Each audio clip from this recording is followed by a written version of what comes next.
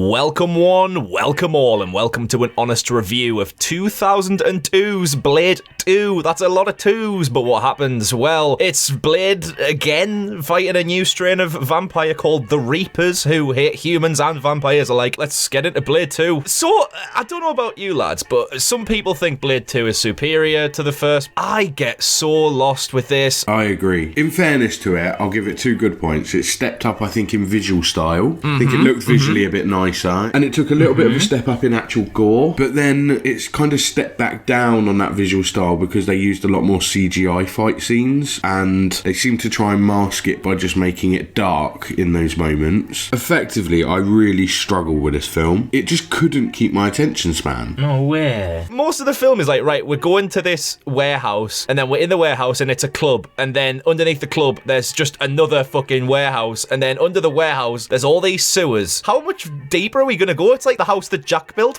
The plot line is pretty good. Like, you've got this new strain of vampires that effectively feed on vampires, right? So the normal vampires think, oh shit, we're gonna get wiped out here, so they team up with Blade. Like the Blood Pack. Yeah. I thought you were gonna call them the Bloodhound Gang then. I was like, nah, that's a different thing entirely. And to be fair, some of them look quite cool, right? I did like the bit when he puts like the bomb in the back of the guy's head. Yeah. I kind of like that little badass moment. Yeah, it was a really cool scene, yeah. But yeah, effectively they kind of team up to try and kill this new threat that has emerged. So I think that as a premise was kind of good. Blade was hunting these vampires and they then had to go to him for their assistance because they were being hunted. I thought that was kind of clever. But just nothing really gripped me along the way. It just wasn't... Yeah, you sound to like it, Code. Yeah, I like the story a lot. I know there's a few things you can pick apart from it. Lots of pointless shit happens. They get in touch with Blade and they all fucking form a big massive group. Yes. They go into another club with loads of fucking vampires, and the one guy who every vampire in the world is scared of walks in the club. Remember the scene from the first film? He walks in a club and they're all like, oh my god, shit. In this one, they kind of just turn around and go, fucking hell, lads, Blade's over there.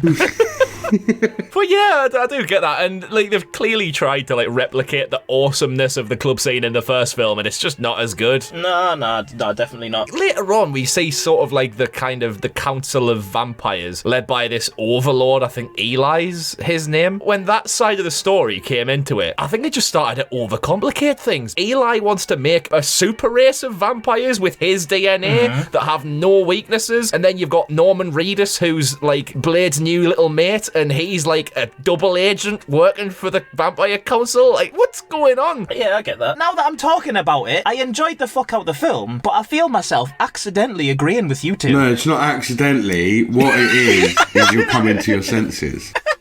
No, I'd fucking watch it again all the time. I fucking love it. I could watch it again because sometimes I really struggle to get to sleep.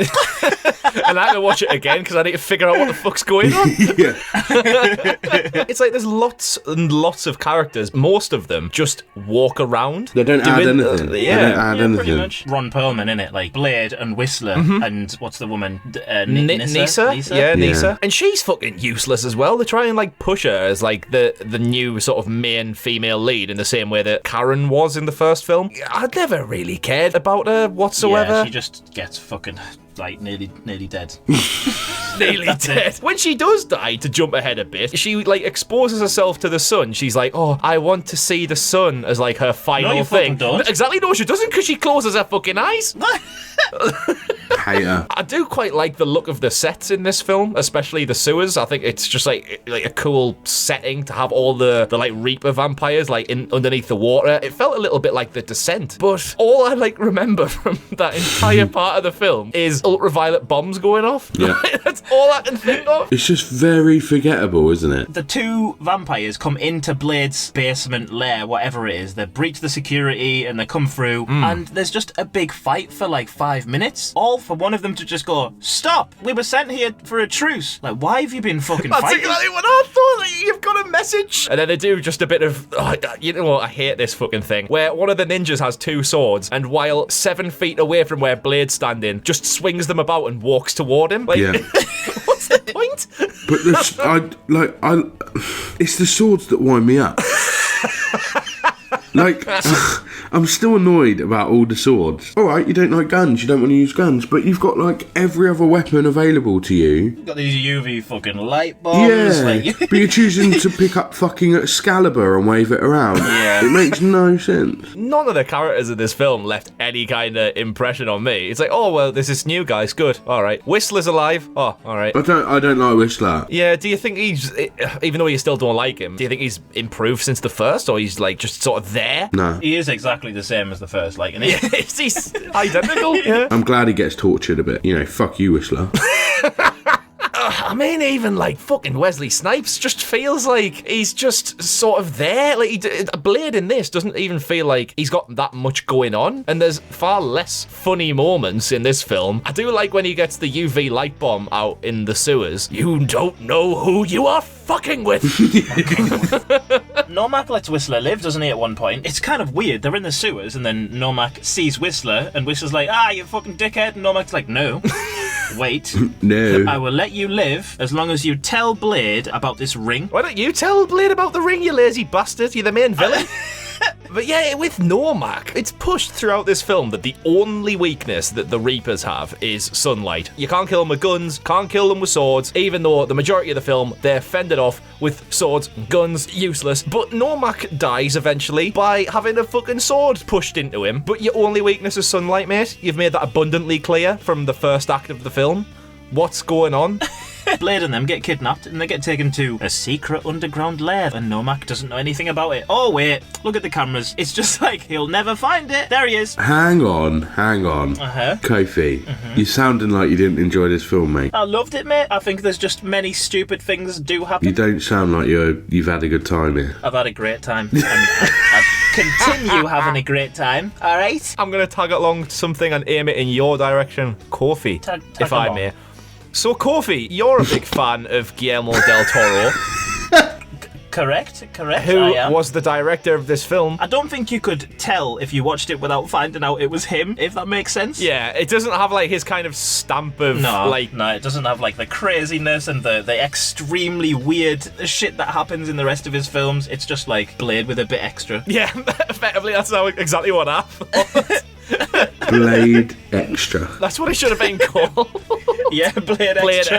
Extra. So how do we wrap up Blade Extra? It's kind of got a bit too much going on. Starts off with a great premise and then just suddenly starts throwing side plots into it out of nowhere. Wesley Snipes a bit more background than I would have liked him to be, and just overall I got a bit lost with it and zoned out at times. Yeah, that was me. I'm gonna like completely agree with everything you've just said, but say that I'd go for it any day, and I'm sure most of the fans would say fucking amazing. Oh, you cannot say amazing. There's no way you're standing behind amazing. Maybe not amazing, but very good.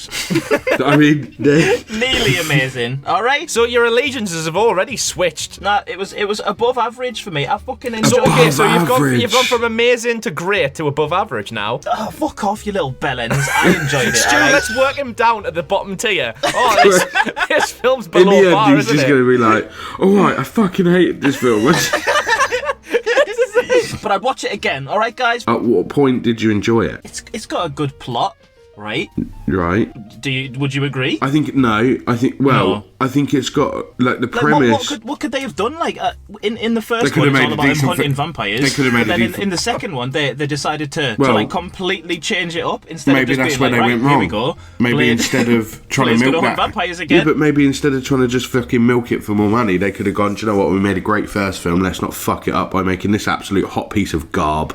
In your opinion. That's what honest review is all about. Exactly. And I disagree with yours. And I'm allowed. Yeah, but you don't. I do. No, you don't, because you said. How do you know? Because you literally said. Do you know what? I agree with everything you said, but I'd watch it again. And it was good. And then I said, do you know what, it's shit? And you said, yeah, but it's not as shit. And then I went, yeah, but it's really shit in it. And you went, yeah, but it's a little bit shitter than I said a minute ago. And then I've gone, yeah, but it's really shit. And you've gone, yeah, all right, Stuart, yeah, it's really shit. So you don't even... I didn't say it's really shit. You did. I heard you. You did. Right, play that audio again if I've said it. All right. Yeah, it's really shit. Yeah.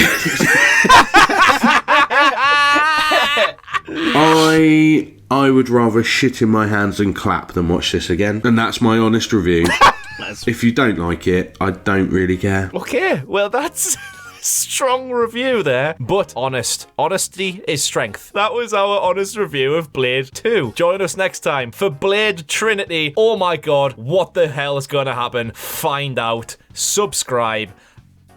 He said, He didn't know what, he just went, at the end.